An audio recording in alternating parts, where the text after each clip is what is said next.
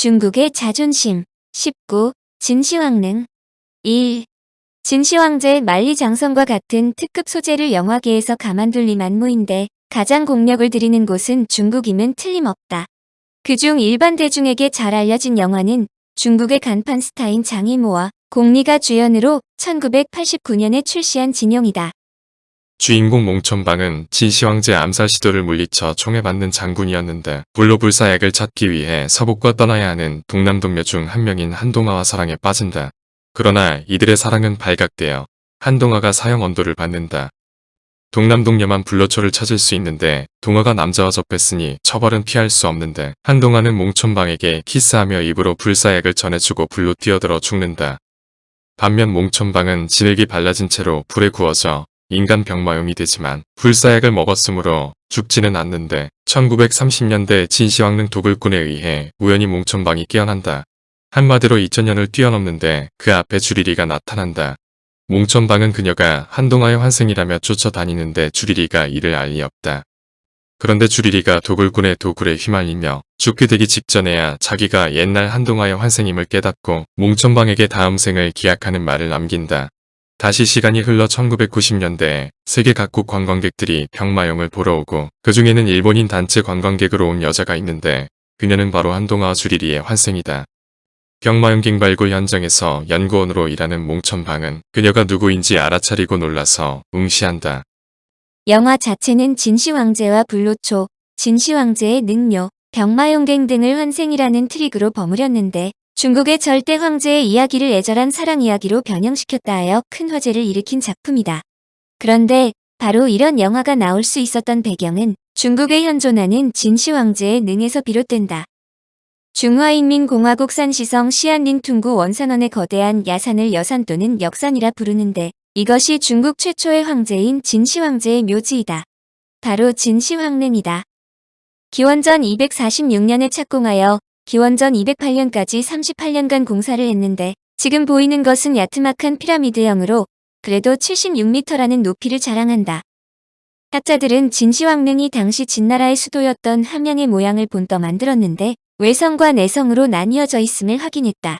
외성의 둘레는 6.3km이고 내성의 둘레는 2.5km인데 현재 일반인들에게 보이는 곳은 당시 내성이었던 부분의 남서쪽에 위치하며 동쪽을 바라보고 있다. 관이 들어있는 매장실은 아직까지 발굴되지 않았지만 원래 진시황릉은 2단의 방분 즉 사각으로 구성된 분구로 능묘의 기초가 되는 밑바닥 부분은 동서의 길이가 345m, 남북의 길이가 350m다. 그 둘레가 무려 1410m에 달하는 대규모 능으로 주위에는 이중의 성벽이 둘러쳐져 있다. 진시황제의 거대한 무덤에 관한 이야기는 옛날부터 입에서 입을 통해 전해져 내려왔는데 사마천의 사기에 적힌 진시황릉 관련 기록은 다음과 같다.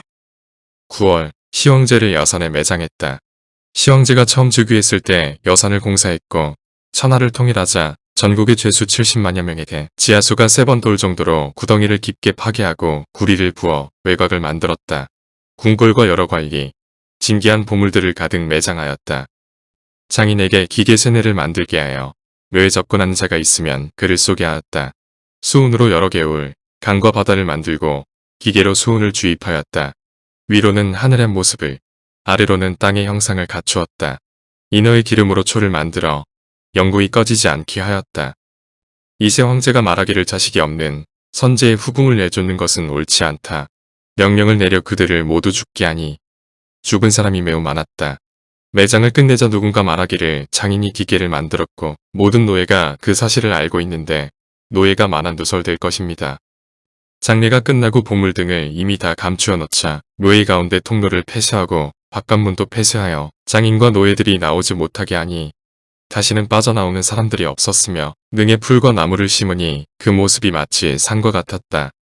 사마천의 글을 토대로 진시황릉의 현궁을 풀어서 설명하면 다음과 같다. 그해 9월 진시황을 여산에 매장했다. 시황 즉위하자마자 공사를 벌였고 천하를 통일한 후에는 70만이 넘는 노동력을 징발하여 우물 3개를 파 들어갈 정도로 땅을 깊이 파고 구리 녹인 물을 부어 틈새를 메우고 외관을 설치했다. 모형으로 만든 궁관, 백관, 기이한 물품, 희귀한 동물 등을 운반해 그 안을 가득 채웠다. 장인이 자동으로 발사되는 활을 만들어 접근하는 자가 있으면 쏘게 했다. 하천과 강 그리고 바다를 만들어 기계장치로 수온을 흘려보냈다. 위에는 천문 도형을 장식하고 아래에는 지리의 모형을 설치했다. 인어기름으로 양초를 만들고 불을 밝혀 오랫동안 꺼지지 않게 했다. 그러나 그동안 고고학계에서는 적어도 사마천이 적은 현궁은 존재하지 않는다고 생각했다.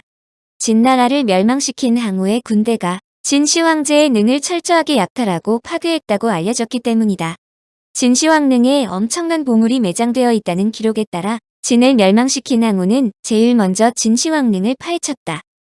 한서초원 왕열전에 보면 항우가 관중에 들어와 진시황릉을 발굴하니 30만 명이 30일간 재물을 옮겼으나 다하지 못했다라는 구절이 나온다. 시황릉 주변에는 지금도 기와 조각, 자갈, 재, 초토가 남아있어 당시의 상황을 증명하고 있다. 그런데 항우가 진시황 능원을 불태우고 재물을 약탈했지만 완전히 파괴하지는 못했다는 것이다. 학자들은 항우가 진시황제의 능원을 불태웠다는 것은 사실이지만 진짜 능묘를 파헤치지는 못했다고 설명한다. 사실 과거 절대 군주가 자신들이 들어갈 능묘에 엄청난 보물들을 함께 매장하지만 일 후대 누군가가 도굴하리라는 것을 모르는 것은 아니다. 그러므로 대부분 가짜 능묘를 함께 건설한다. 그런데 여기에서 묘수가 발휘된다. 가짜 능묘에도 엄청난 보화를 부장하는 것이다. 이는 후대의 선대의 무덤을 파헤칠 사람이라면 대부분 후대의 집권자들이거나 또는 정복자로 들어온 사람들이다. 그런데 그들이 무덤을 파헤쳤는데 아무것도 나오지 않는다면 가짜 묘라는 것을 금방 알아차리고 진짜 묘를 수색할 것은 당연한 일이다. 이런 면에서 항우가 불태운 진시황제의 능원도 결코 만만치 않았다는 것을 의미한다. 항우가 진시황제의 능묘라 알려진 곳을 불태우고 그 속에 들어있는 부장품들을 획득한 것으로 만족했다는 것은 항우조차 자신이 불태운 능묘를 진짜로 보았다는 뜻이다. 여하튼 현재 진짜 능묘가 존재한다는 것을 보면 진시황제의 작전이 성공했다는 뜻이다. 엄밀한 의미에서 유방도 진시황제의 능묘를 탐냈을 것이 분명하다. 그러나 항우가 진시황제의 능묘를 완전 파괴했다는 것을 듣고 굳이 진시황제의 능묘를 찾으려 할 필요는 없었다고 볼 수 있다. 그러므로 유방은 항우를 격퇴하자 진시황릉의 군대를 파견해 능원을 보호하도록 했다. 항우와 유방은 누가 먼저 관중에 들어가더라도 약탈을 하지 않기로 약조했다. 그러나 먼저 들어간 항우가 약조를 지키지 않았음을 알고 유방은 자신이 항우와 다르다는 것을 보여주는 의미에서 진시황릉을 보호했다고 볼 수 있는데 사실 유방으로서는 결코 나쁜 카드가 아니다.